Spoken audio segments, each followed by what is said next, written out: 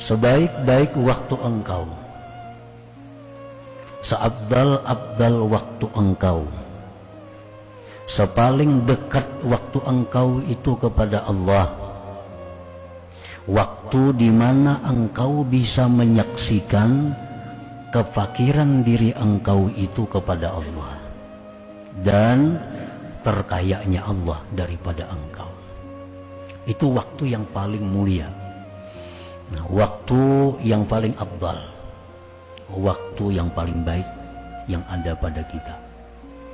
Jadi bukan pada waktu sembahyang, waktu yang paling baik itu bukan waktu kita membaca Quran, bukan waktu kita membaca salawat, bukan waktu kita menuntut ilmu, tetapi waktu yang paling baik bagi kita itu adalah waktu di mana kita melihat diri kita ini berhajat kepada Allah.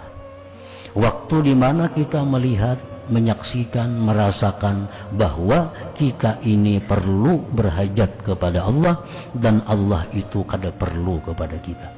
Nah, itu waktu yang paling baik bagi seseorang. Nah, para muhibbin rahimakumullah, dan waktu di mana engkau dikembalikan kepada asal engkau,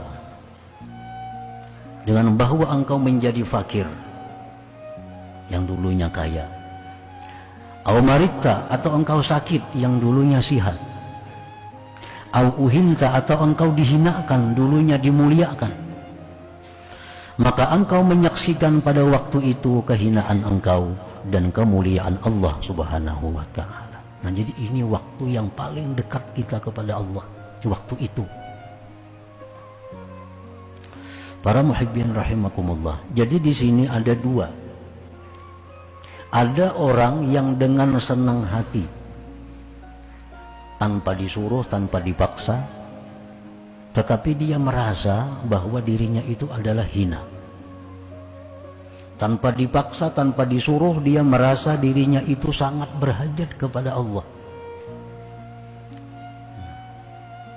Walaupun orangnya kaya, kada jadi soal. Orangnya sihat, kada jadi soal. Orangnya dimuliakan orang, kada jadi soal. Walaupun dia punya harta, walaupun dia dimuliakan orang, walaupun dia sihat, tetapi hatinya tuh merasa bahwa dia itu sangat perlu kepada Allah Subhanahu wa ta'ala, bahwa dirinya ini sangat hina sebenarnya. Nah, ini orang yang dengan sukarela mendapatkan waktu yang mulia tadi. Ada orang yang dipaksa untuk mendapatkan waktu mulia ini. Nah, orang ini kaya. Nah, waktu dia kaya, dia kadang merasakan dirinya itu berhajat. Allah sayang dengan hambanya ini. Allah paksa. Lalu dia difakirkan oleh Allah. Dengan difakirkan itu, lalu dia sadar bahwa dia hina, bahwa dia fakir kepada Allah. Nah, ini orang terpaksa. Waktu dia sihat, dia lupa kepada Allah. Waktu dia sihat, dia merasa kada perlu pertolongan Allah. Allah sayang dengan hamba ini, disakitkan oleh Allah. Begitu dia sakit, sadar, ternyata aku perlu perlindungan Allah. Ternyata aku perlu anugerah Allah. Ada orang yang begitu dia dimuliakan, dihormati, dia lupa kepada Allah. Dia lupa kepada asal jati dirinya sebenarnya adalah yang hina.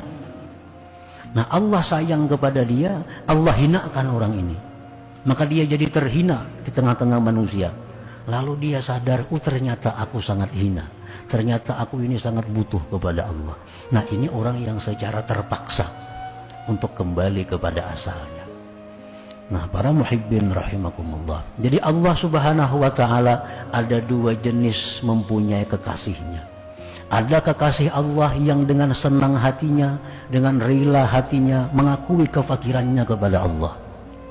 Ada hamba Allah yang dengan sukarela dia mengakui kehinaan jati dirinya. Nah, ini kekasih Allah yang nomor satu. Ada kekasih Allah yang dipaksa oleh Allah jadi kekasih. Nah, iya macam tadi, waktu dia kaya, dia kada sadar bahwa dia itu sebenarnya adalah fakir. tetapi dikayakan oleh Allah. Waktu dia sihat, dia kada sadar bahwa itu sakit kalau tidak disihatkan oleh Allah. Waktu dia mulia, dia kada sadar sebenarnya dia hina kalau tidak dimuliakan Allah. Nah, ini orang dipaksa oleh Allah untuk jadi kekasih Allah. Nah, para muhibbin rahimakumullah, tinggal kita yang memilih hendak jadi terpaksakah atau jadi yang sukarela. Kalau kita hendak jadi sukarela, jadi kekasih Allah, nah sebelum Allah mengembalikan kita kepada asal kita, kita sadar. Nah, kita sadar. Jangan sampai ditarik Tuhan harta hanya sadar, jangan sampai. Jangan sampai ditarik Tuhan kesehatan hanya sadar, jangan.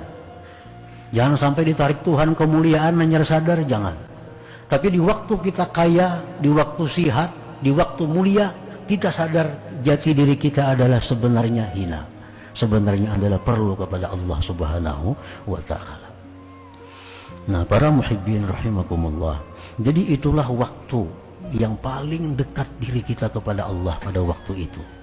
Waktu kita ini merasakan jati diri kita sebenarnya adalah kita ini orang yang lemah, orang yang hina, orang yang miskin, orang yang sakit. Nah, di waktu kita menyaksikan diri kita demikian, maka itulah kita mendapat pahala yang sangat besar dari Allah Subhanahu wa ta'ala, dan merupakan jalan yang paling cepat untuk menuju kepada keridhaan Allah Subhanahu wa ta'ala. Nah, jadi ini termasuk dalam bagian tafakkur. Tafakkur. Ada hadis yang mengatakan bahwa tafakkur lebih afdal dari ibadah setahun. Tafakkur lebih afdal dari ibadah 70 tahun. Nah, tafakkur, merenungi bahwa diriku ini sebenarnya adalah hina andai kata Allah kada memuliakan. Diriku ini sebagainya sakit andai kata Allah tidak memberi kesehatan. Diriku ini sebenarnya adalah hina jikalau Allah tidak memuliakan.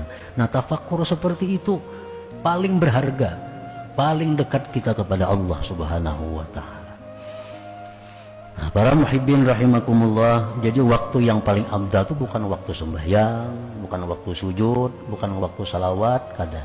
Ternyata waktu yang paling abdal waktu kita menyadari yang demikian itu. Wa inna